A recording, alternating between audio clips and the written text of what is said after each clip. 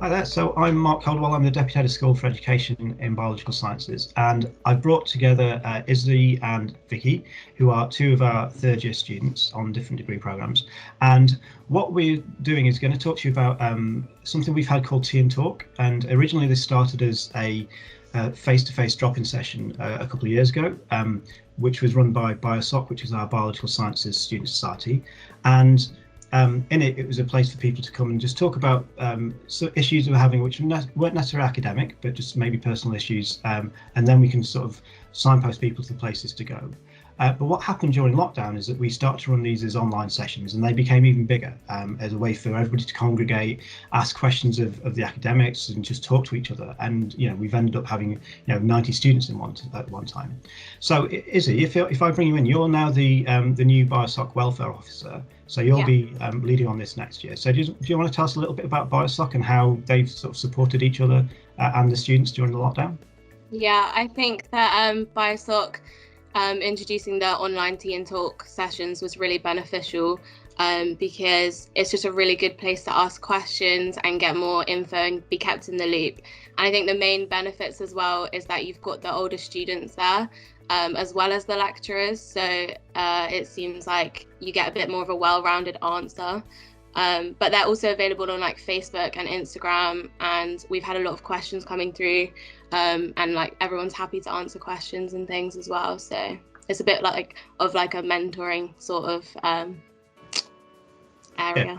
Well, exactly. So I mean, I've even seen that. I mean, Vicky, you were somebody that offered to, help other people out because you'd finished your dissertation by that point, and so you were sort of saying, well, if you want me to proofread it or if you want to have a look at it, then happy to do that. So Vicky, how have you found lockdown with your own situation?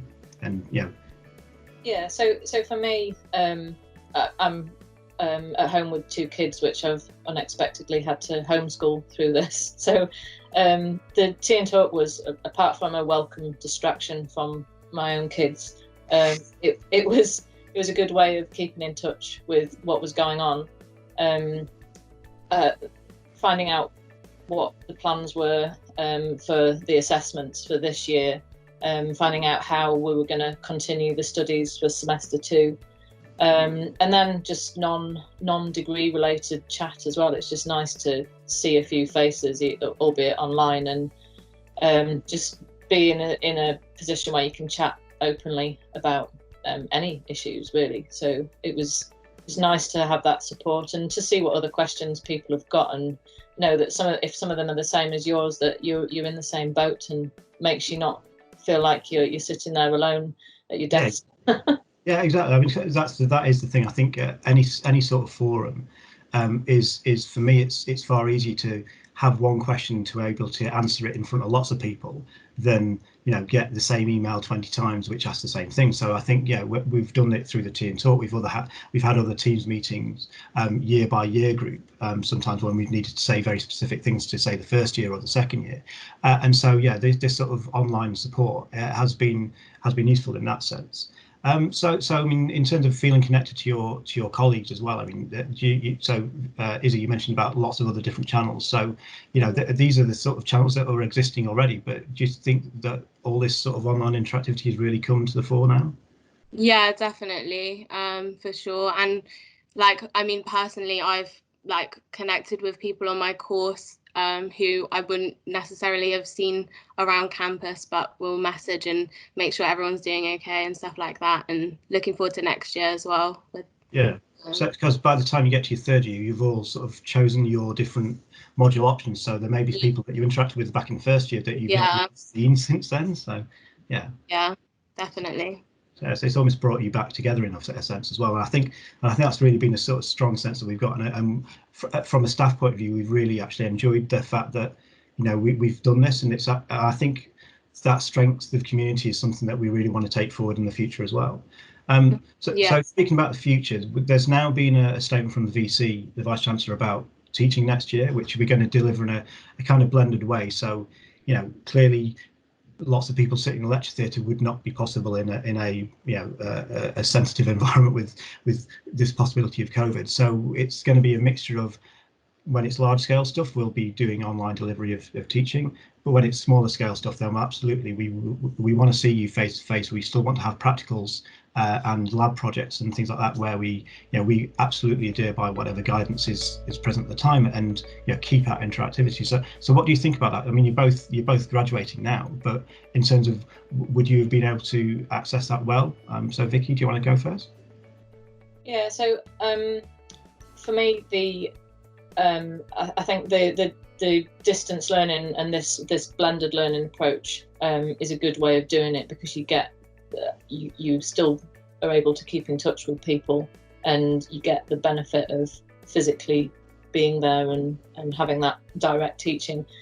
But you can work through the online lecture material at your own pace. And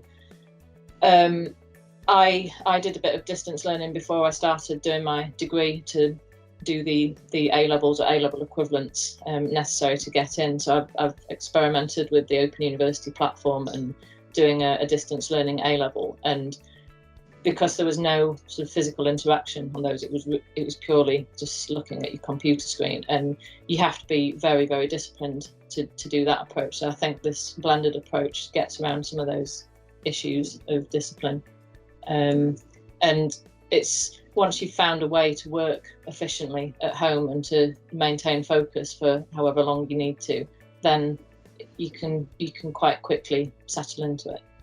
Okay, good.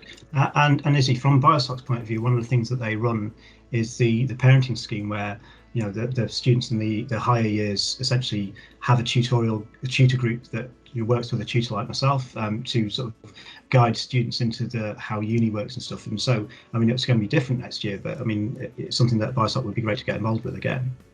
Yeah, I know that's going ahead as well. Yeah, that's always really beneficial. My parents, when I was in first year, were really helpful, and we had a Facebook group chat, and we'd ask them basically everything from like which modules to take and things like that. And obviously that will still be possible, and hopefully like socially distanced meetups and things will still be possible too. So I think that will still provide support.